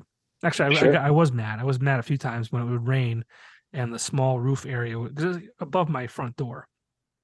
So it would rain and it would leak. And I'm like, I actually took some videos. I'm like, you see this right here? This is what I'm talking about. It's getting worse now because you waited an entire year to get to this. I never sent them. So I'm like, I gotta be professional. I gotta be cool. But but guys like that. And then after he ghosted me, I called 3 other places. 3 other places were like, oh yeah, I got you. I'll be by tomorrow we'll take a look. We'll give you a quote. And 2 out of the 3 came by. 2 looked. They're like, oh yeah, we'll get a quote together. This will be no problem, not a big deal. Then never gave a quote. And it's like, hey, are we doing this or not? Right. MIA. And then one of the same companies who I called, who I said, hey, roofer, whatever, I had this problem. I would love for you to take a look at it. You were recommended by somebody else who I know.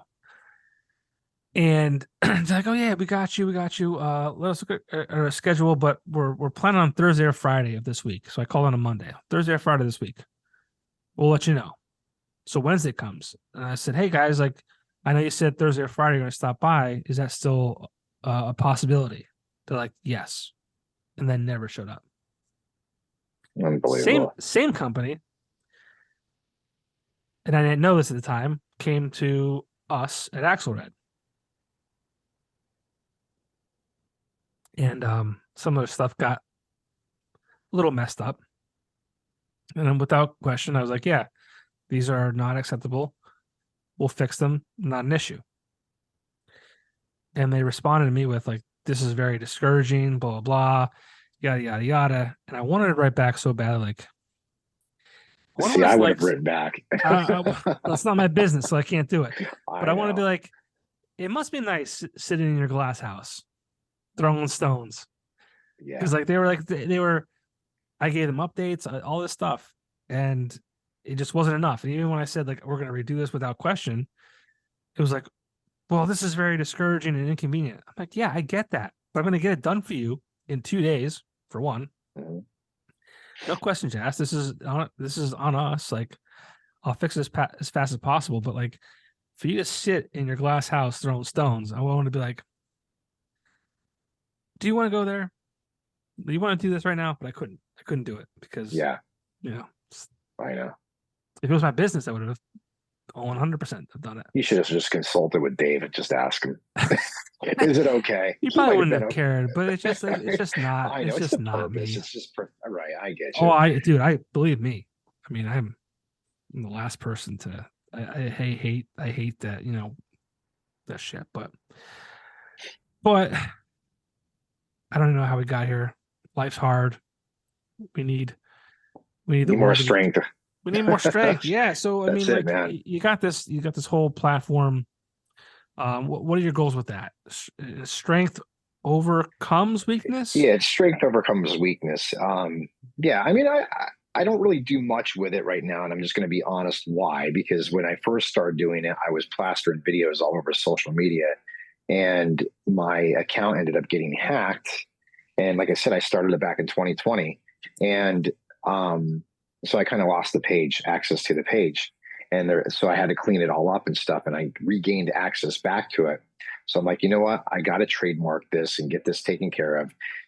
Because obviously, your personal page is linked to your business pages and stuff like that. Right. So everything was compromised. So I go to trademark it, and somebody down in Florida trademarked strength over weakness. No. The exact same thing, everything. So I'm like, what do I do? So I'm trying to reach out to my attorney that I had involved, and he says, well, we have to wait to see what the process is. And then I said, well, I'm going to change it to strength overcomes weakness for right now because I don't want it to be similar. He says, well, it is kind of similar. He said so. And logos aren't the same, but it's the purpose, the message, the abbreviations. And I almost feel like they stole the idea, but who am I to say that I'm that original? You know what I mean? That somebody else wouldn't come up with the same idea. So anyway, I don't really post too much on the main page, but I post a lot in the group because I want the people that are in the group to still feel that they're part of something. So what's that group called? It's Strength Overcomes Weakness. Okay. That's the group. So yeah, that's the group. And right now I'm just kind of waiting to see if I can trademark the Strength Overcomes Weakness, and just see what happens. And if I can, great. If not, then I'll have to come up with a different concept and a different name, but well, not a different concept, but a different name for it. But at least everybody has a home right now they can go to and talk. But I mean, what I would like to do at some point is get enough people, maybe do a podcast and have people come on, explain their stories and, talk about their situations, and maybe other listeners will listen to it and feel more comfortable to say, oh, I went through the same thing, and they had enough courage to go on to the podcast and talk about it. Let's do it, because I think a lot of people are afraid to open up and let people know their problems. And there's nothing to be, ashamed of. We all go through shit, man. And it's like, I think one of the worst things I've ever battled was my divorce. Just, it was absolutely horrible. Not only emotionally, financially, but that was my choice. It's something I chose to do. So I picked my battle, and I needed to fight that for years. And it was 6.5 years, man, of just brutal shit. But I came out of it. And, I see some guys going through this stuff, and I reach out to them like, hey, listen, man, there's another side. You look at something 10 years from down the road and you're going to be like, wow, I'm surprised where I'm at. I knew I can get through this. And, you just need to have a tough backbone, man. You really do. Some people just need a little shove. So I just think that after doing a podcast and,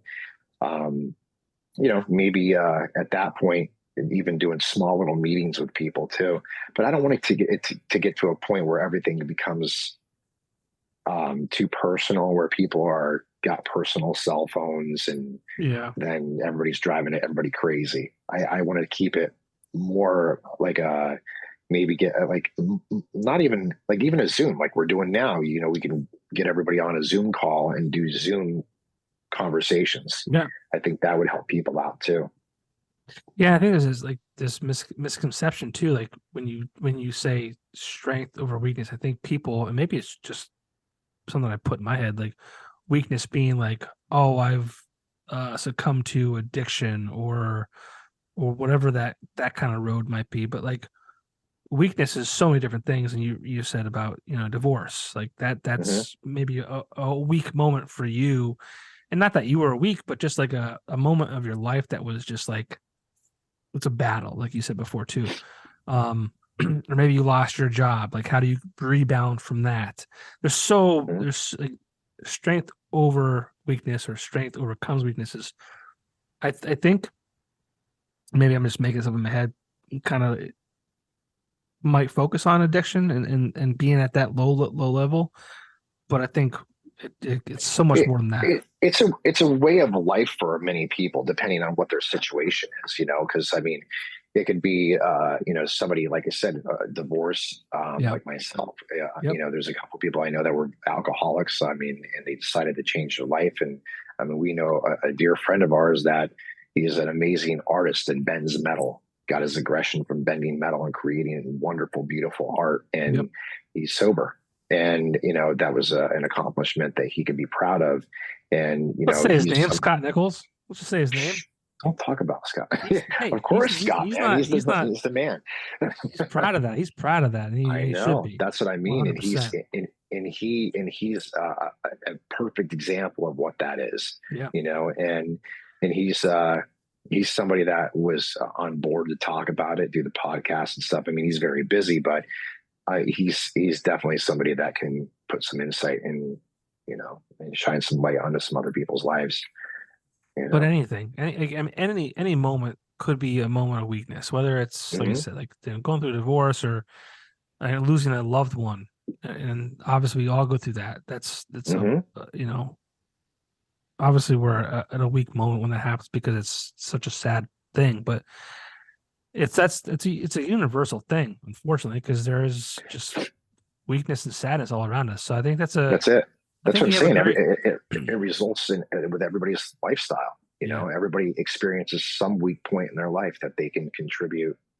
You Yeah. know, Well, to I hope you move forward with that. I think that's a great platform and just just an outlet for people to vent and yeah, find comfort from people who've been through it or just people who are able to help guide. yeah, right, exactly. Yeah, So everybody, has a leadership moment in their life, and they don't. I don't think a lot of people realize that.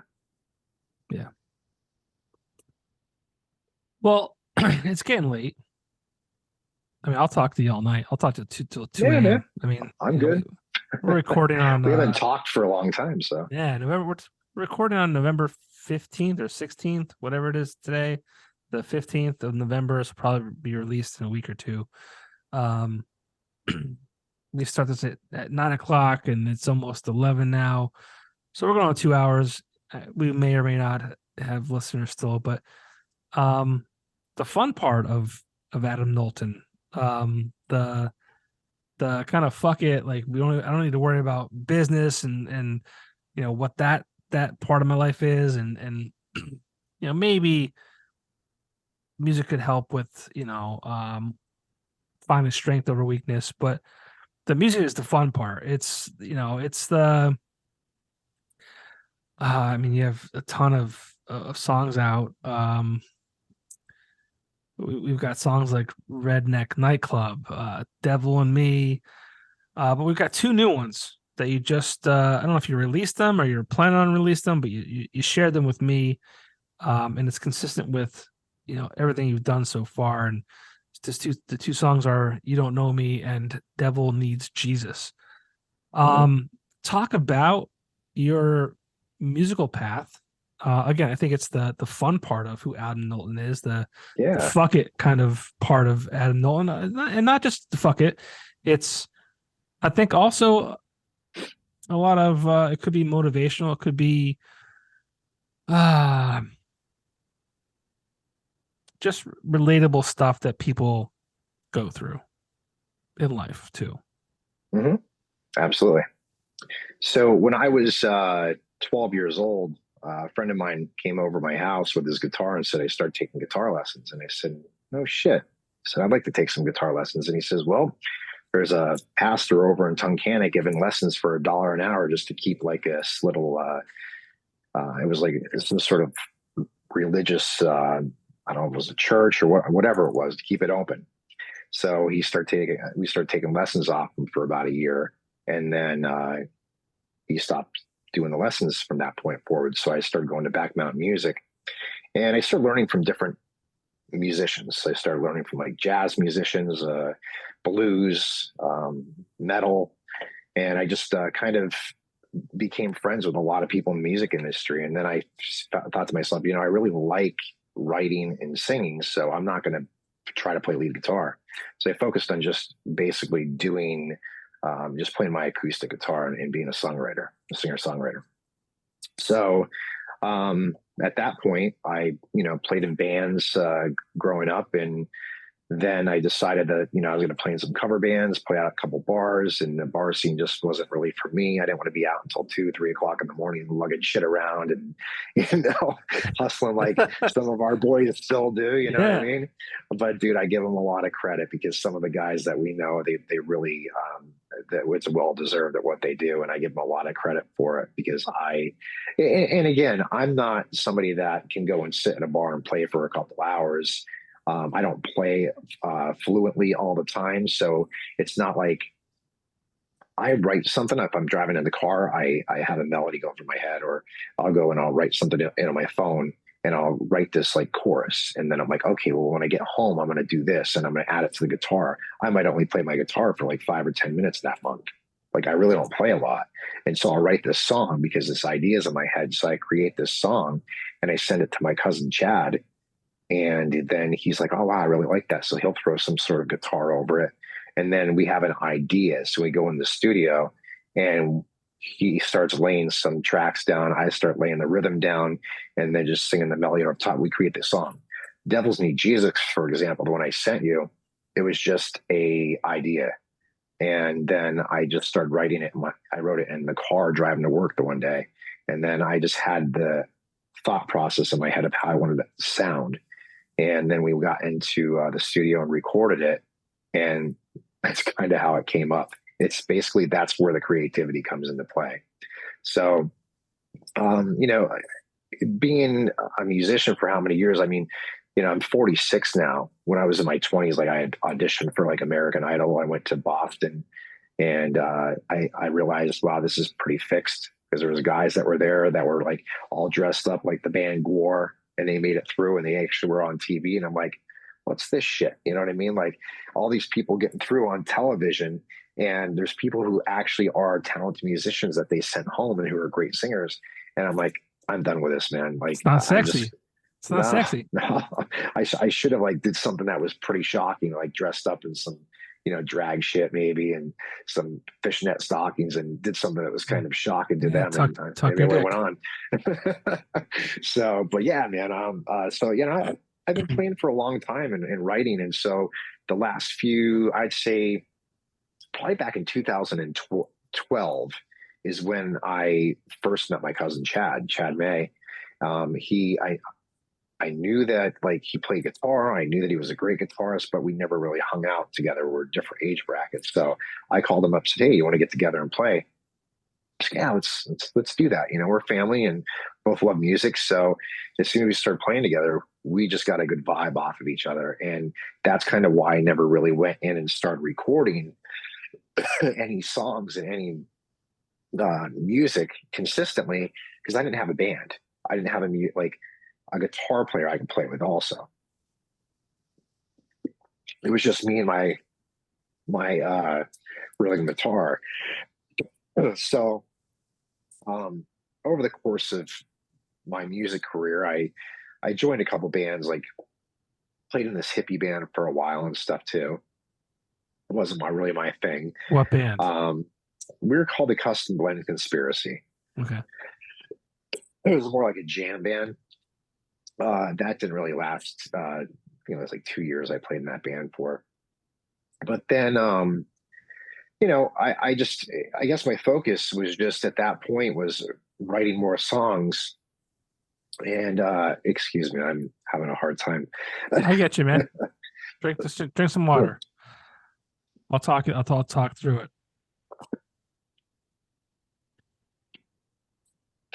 I'm just getting over being sick. I know you But had COVID. anyway, yeah, man, we went You're on a cruise and COVID came back. cowboy. COVID cowboy. Yeah, yep. Yeah, you had to reschedule. So We rescheduled from last week to tonight. So thank you yeah, for doing that, and I'm glad you're dude, feeling better. I'm a champ, man. I do what I can, but it's pretty brutal. Yeah. Everybody's been sick this time of year.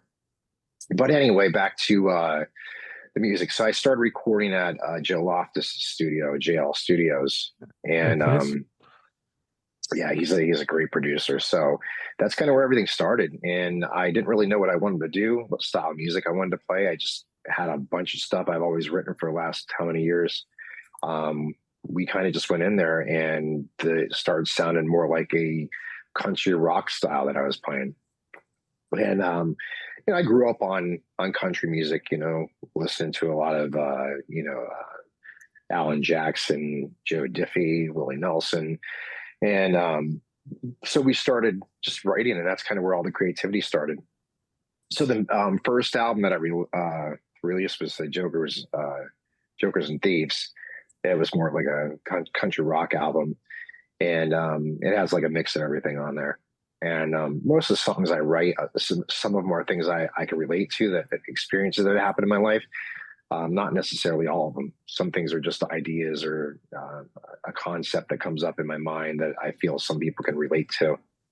Even if it's something, you get one little taste of something from a movie or a conversation that you have with somebody, and it's like, I could write a song about that. So it's kind of what I do. But then this second album, we had a bunch of songs already written, and I really didn't know the direction I wanted to go with it. I just knew that, growing up, I listened to a lot of hard music.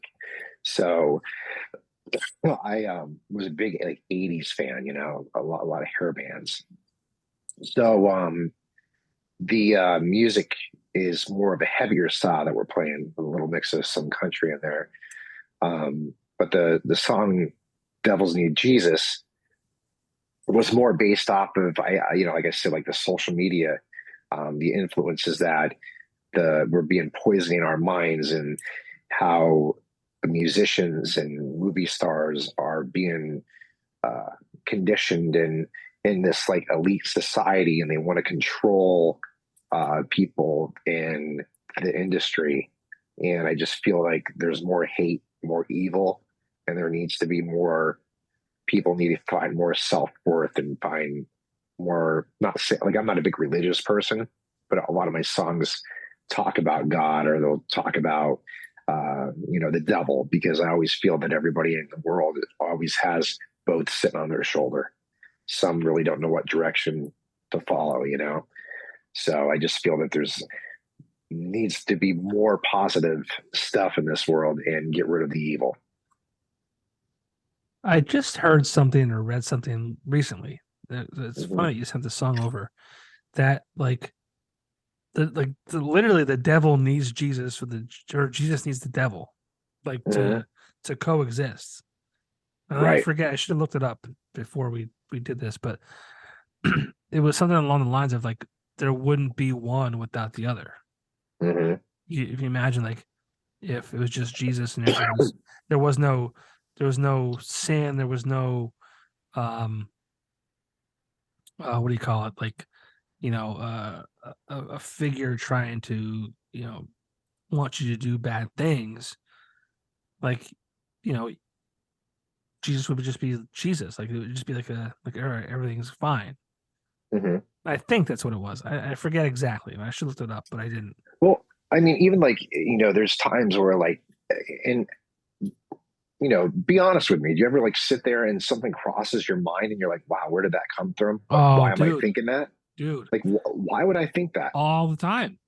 Dude, Because it's not who you are, and you would never act on something like that. But you're like, why is that in my head? there's a thing, Because it was influenced by something. but it's called something. And I'm glad you actually said that, because I mean, it happens to me, unfortunately, at least once a week. Mm-hmm. Like a word that I would never repeat out loud will come to mind, or just, oh, I wish blah blah blah, and it comes out in my head, and I'm like, what the fuck? Where did that come from? Yeah. Yeah. It's like, It's absolutely mind blowing. should I commit myself? Like, what's going on? But that's where the one song "Devil in Me" came from, because there's a devil inside of everybody. Yeah, Whether you want to believe it or not, I don't care how religious you are, there is always something evil. That's why I think a lot of people seek religion and seek an outlet to go to church. But I'm not a churchgoer. right. I'm not about it. I believe in what I believe in. I believe I believe in God, but I'm not going to go to some place that Right. has a lot of contradiction and people are there for the wrong reasons. Yeah. You know, There's a thing, and I would try and look it up now, but I'd probably just embarrass myself trying to do it. But there's a thing. It's called something. When that happens, it's like I was at work and I said something to somebody. I'm like, you ever think about something and you don't really mean it, but it just pops in your head, and they're like, oh yeah, it's this. And I'm like, holy probably shit, knew okay. exactly what it was, huh? Oh yeah, and I'm like, oh, thank God, because I was like, holy, I might need to like I said, like get committed, and so Right. I don't get in trouble. Like these are weird thoughts. Like, Yeah. but I mean, I guess there's a good thing if I think everyone has these thoughts is what it Hmm. comes down to. Um, The problem is some people act on them, though. well, that's the That's yes, of that's the course, real issue. of course, and there's people, yeah, you know, if you said, oh, this person is blah blah, and you're like, well, what the hell is that? As opposed to someone who's like vehemently thinks that. Hmm. That's a problem for sure. But I mean, your music is you said a rock country, like, and it's always like this like feel good anthem, and um the one song, what was it called? I forget already. You did a video for Redneck Nightclub. Oh yeah. Yep. It's just fun. You said before too, it's like stuff that you can relate to, you know. Hmm. And that video was, if I'm wrong, please correct me, but bonfire in the woods. Yeah. Now that's how we used to party back in the day. You know, we would. That's exactly right. I wanted to try to recreate exactly how we used to, like, it. It's funny because when you want to recreate it, it was such a project. But when you want to just go and do it, you just call up some buddies and they show up. You know Well, what I yeah, mean? yeah. But yeah, so I wanted to try to reenact how it was when we were kids and having a good time. But yeah, it was a blast shooting that. We had a really good time doing it. Who did that But one? it was Chris Bolton and Okay. his wife. They're up in Scranton. They filmed it. You know Jim Kindler at all? He went to school with us. Jim who? He's Jim Kindler. I don't know. He's older, but he plays in a bunch of bands and stuff too. He plays with Okay. Jason Stockage a lot too. Yeah, remember, I'm 5 years younger than you. That's a whole like That's a whole other generation. world, man. Whole generation. I mean, that's a whole high school class. Like, Yeah, 9 through 12. That's yeah, a different segment. yeah. That's true. You're old fuck. Yep, pushing it, man. But yeah, so yeah, that was an interesting a video to shoot. We had a good time. Yeah, it was cool. I think you did Yeah, get so open casting call for that too, right? Right? yeah, we plugged it all over Facebook, and with the help of a lot of people, they just spread the word, man. Everybody kind of just showed up there, all pulling in with all their trucks. I didn't even know who was going to be there, so it was pretty wild. Yeah, I wish The I could have turnout been we had. there. I've been fortunate enough to have been asked by several musicians to be in their videos, and I've only been able to make one. I made my debut video for Don't Panic back in September. Oh, nice. Yeah, I did some blow, which was Yeah. actually flower in the video, Did you? which is You have actually to send it to me. that's the fan favorite scene of the video. Great song, great video all around. It was I love videos that have like um a theme or a kind of a thing. And it was like a weekend at Bernie's type of vibe.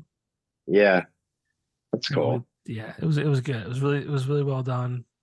David Lang, who did the video, was phenomenal.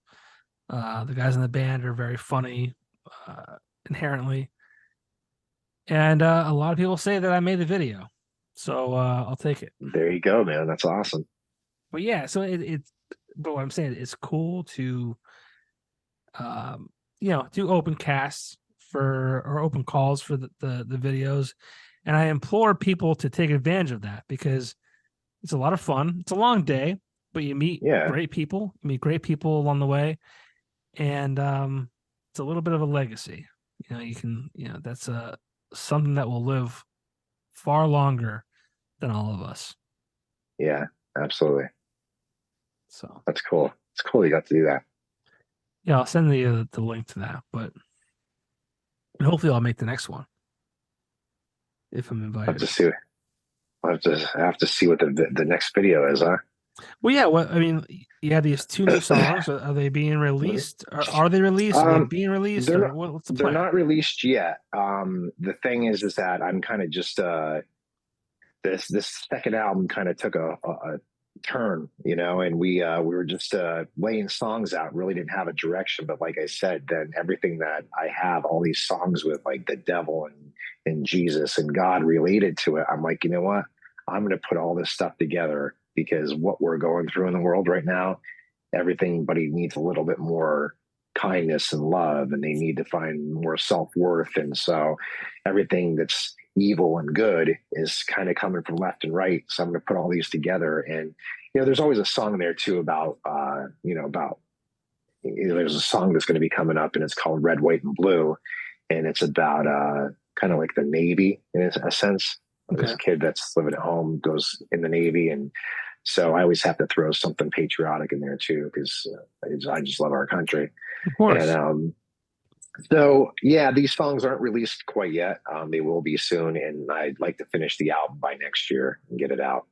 Okay, So okay. There's a question I wanted to ask you, but I forget what it was. Um, shit. Shit, I wanted you to finish before I interjected on you. Damn it. Damn it. I hate that. I It'll come hate to you that. after I you're like hate you'll it. be Yeah. laying there like 2 o'clock in the morning. You'll wake up and be like, "That's what I wanted to ask Yeah, them." we'll hang up and I'll be like, oh, I'm gonna text them. Damn it. It was a good question too. It was damn it. I don't know. Oh, do you think maybe what you should do too, maybe a song or two of this new record, or maybe songs you're working on, Mhm. maybe add in a choir. Yeah, I was thinking about doing that one of the songs. There's That'd be a cool. song that I'm working. Yeah, yeah. I've always wanted to do that, and I never got around to it because it really a certain song didn't fit the mold to any of them. So I have this one song that I would thought about doing that with, but that it's a good idea. Yeah, I feel like all the songs that have included that type of uh you know part of the song has always been like this build up, and then the Mhm. choir kicks in, Yeah. and it that makes like that just kind of like makes it. What And the was that? whole devil and Jesus thing too. Yeah, yeah. What was that one? It was.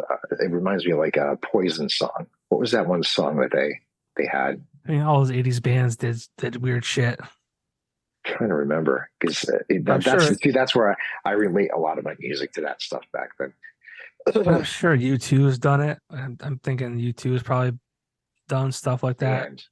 It was stand for what you believe. I think it was. You By who? got to stand. Poison. Poison. Okay. Yeah, Stand up. and there was Poison. a choir. There was a choir at the end of it. It's pretty I just think wild. it's a cool vibe. Yeah, it definitely is. A good little added bonus to the whole thing. Mhm. Well, I'm kind of sad that like you have these two songs that I've only heard. No one else has heard them, just me. I sent him over to Alan Shush, Stout. He was shush. playing It was a them. joke. It was a I mean, joke. you're the only person. I've only heard. I'm the only person. That was a joke. There was one You song didn't. that you played on when you had your radio show. It was Clear as Day, and you're like, wow, this is probably one of the best songs you've written. Oh, cool. Yeah, you really liked that one, so that was good input. I appreciate that because I never know if anybody likes any of this stuff, you know. Well, yeah. I mean, it's one of those things. Is like it's hard to. I mean, music itself is so subjective, right? Like, I Hmm. mean, people hear it, they could like love a song one day because it touched them in a way like they were in this certain mood. Like maybe depending on what the song was, like life was great, everything's happy, like this is the best song ever. And then the next day they're just like down and out, like life's shit, blah blah blah, and the song doesn't really resonate with them at all. Hmm. I think it's so. I think we can tie this all together and then wrap things up. I think that's we the life we live in general is so subjective in that our communication is so how do I say this? It's done so much outside of even you and I. Like I mean, like, we're talking, but we're not face to face. Like I can always say, like I hope that one day I have a studio where you and I would be across the table, and I could see you, I can hear you, um, I could vibe off of you better than there's a short delay on a computer screen. But what I'm getting at is everything's like it's text, it's some kind of media, it's whether that's music or whatever it might be. But like there's so many different things about the life that we live in, and it's so subjective. And let's say you get a text from your girlfriend or fiance or whoever it might be, you could read that text at a certain point of the day. Maybe it's the morning, but maybe you had a bad morning, and you read this text and it says like, we need milk, and maybe she's just sending that to remind you. But you're in a bad morning, and you read that as like, oh, she's nagging me. It's just and adding another thing to my list of things I gotta do today. Hmm. Fuck her. What I'm saying is we see words on screens, emails, Facebook, Instagram, text messages, and we can read them differently at different times in the day, in different emotions that we have during the day. Hmm. And I think that's a huge problem in how we communicate. Yeah, it is because you.